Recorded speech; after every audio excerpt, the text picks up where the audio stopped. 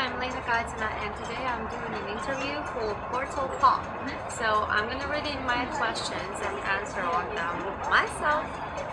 First question is, you said recently that you, in your solo career, had the chance of discover yourself as a singer and had the opportunity to put your perspective in the material that you've been writing.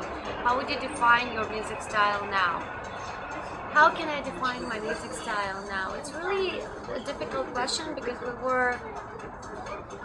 while we were trying to find my own style, find myself, because I'm working on my solo career for 4 years now. We tried a lot of different styles, and for now I have different songs with absolutely different style. I would say that in general it's a pop rock style, but we do have some experimental stuff, and we do have really beautiful rock ballads and pop ballads and a lot of different interesting stuff. I'm very happy with my material and it's very different, and I don't think it will be a problem on the album though, because we did have this question a little bit that the songs are so different, if they're gonna fit in one album, if they're gonna be okay with each other. But I'm happy and I think you guys will love it. The second question, when T.A.T.u hit the charts, you were very young. The amount of success was something that scared you? Do you believe that time is essential for anybody to grow as an artist, or you think it's better when you are young and raw and can be more willing to take chances in your creative work?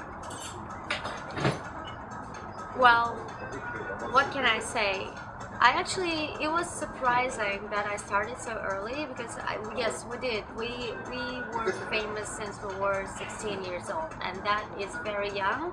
And there are some pluses and minuses in that, because when you are 16, you're not really responsible and thinking what you're doing, and there have been a lot of mistakes, I think, in our life.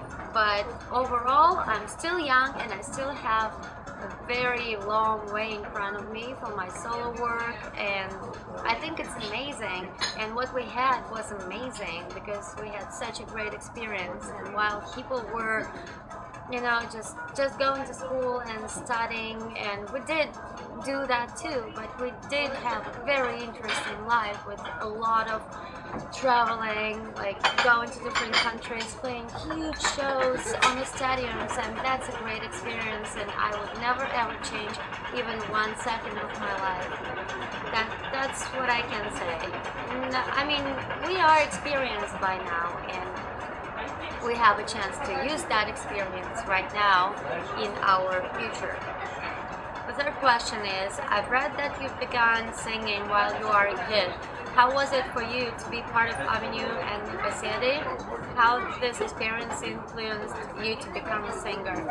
Well, I loved to sing, but I never thought I actually will become a singer. It was more of something what kids do, just trying different things in their lives. It just happened to me that I was always in music school and was singing, and then all of a sudden I'm in the Avenue band when I actually wanted to go somewhere to dancing studio, and then I started singing, and then I became a lead singer, and then I moved to University, and then that's where the hard work started. We were studying a lot, we had a lot of rehearsals and big performances with famous artists and stuff. So I think for a kid, I was very lucky to actually become a singer, because I can say it was my dream, but I never thought it would have come true, but it did, and I'm very grateful for that.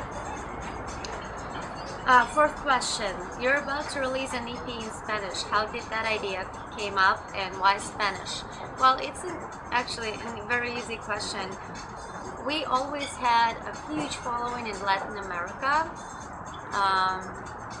and long time ago we were talking about doing something in Spanish, because Spanish is very popular language, probably almost on the same level as English, and we were thinking about doing some songs in Spanish, and then we're just like writing our material, and then all of a sudden, boom, I get the coach, and she tells me that she's Cuban and she speaks Spanish, and I was like, wow, then maybe you can help me in my little idea. And then we started to translate lyrics and record the songs in Spanish.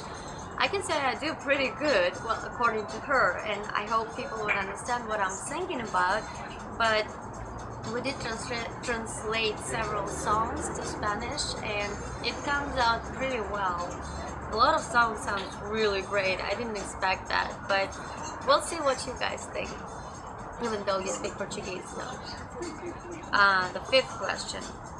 You said in the interview that you were thinking about doing a crowdfunding campaign so that you will be able to come to sing in Brazil. How is that going? There's a campaign that people can contribute to. Yes, we are going to do a crowdfunding campaign because unfortunately this is the only chance I have to come to Brazil, and I'm really looking forward to it. So just follow me on my Facebook page and in all internet resources, and you will know all the latest news, and of course you would know when we start crowdfunding for that event. And I really hope that I would be able to come to Brazil and sing for you my songs and perform and present my new single and so on. So I hope I will get enough support to be able to do that. The sixth question. You're going to release a new album this year. Is there a concept behind this particular work where the record follows a common thread, or the composing process was process for the tracks or something made individually, where you just had a great material and that you decided to complete and make a CD out of it? Well, my album would have a lot of different tracks. Some of them are from the very beginning, and I still love those songs. I think they are great, and a lot of new stuff too.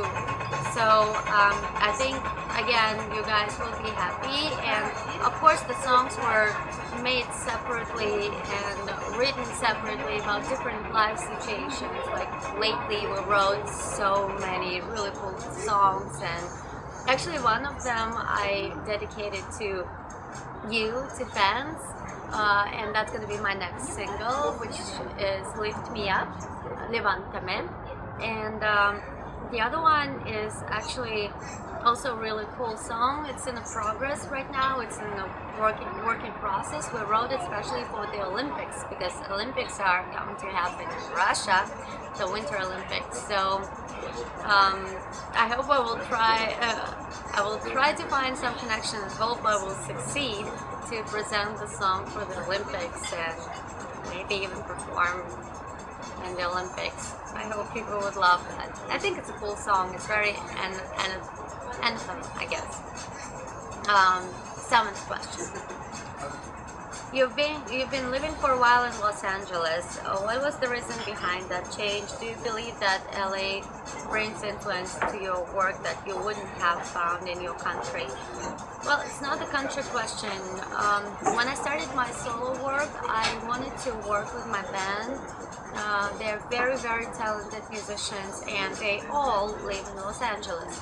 Los Angeles is one of the biggest capitals for music business, I think. London is huge, and Los Angeles too, for artists, for actors, and the atmosphere there is like so great and very relaxing. You don't feel the pressure that you have to do something or anything else. It's just great. And I came, first time I came probably for 2 months, then for 2 more months, and that's how I ended up being there for the last 4 years actually. But I do have a really great crew around me, amazing people, very talented, and there are so many different songwriters, young, absolutely unfamous, or very famous, and I have a possibility to collaborate with them and to work with them, to write my music with them.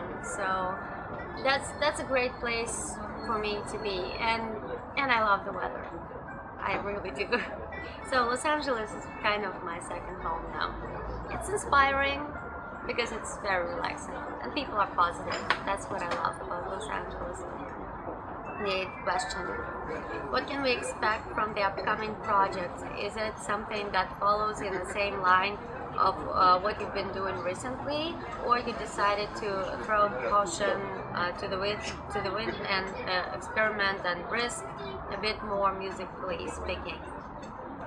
As I said earlier, it's a lot of different stuff. I'm sure maybe some people would consider some of my songs a little weird, but I think they're all very good. And the most important thing about my song is that every single one has a part of my heart, part of my soul, and it's a life experience I can share with you guys. And I am sure a lot of people could find themselves in my music, in my songs, because they can relate to it. And you know, everybody had a bad breakup or successful love story or a bad day or just a relaxing song or some thoughts about the world in general. So I think it's again, I would say probably 100 times, but I'm so excited and I'm happy with my music, and I hope you would be happy just as much as I am. Ninth question: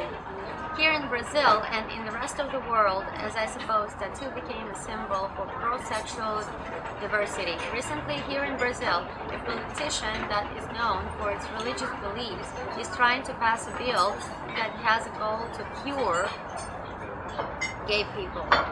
What would you say to him?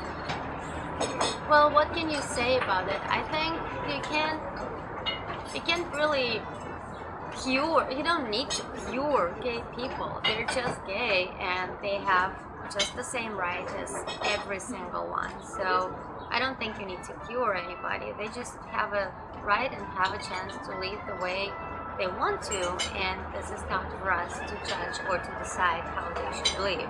So we've been always supporting LGBT community, and we are, and we always will. You know, I think that's just stupid to tell people who they should love or not love.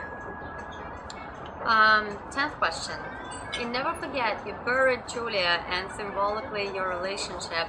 How about musically? What are you taking from T.A.T.u to your solo career? Well, my video Never Forget is definitely symbolic, and I did bury T.A.T.u as a great part of my life, but I moved on because the lyrics of the song, as you probably know, like I'll always respect you.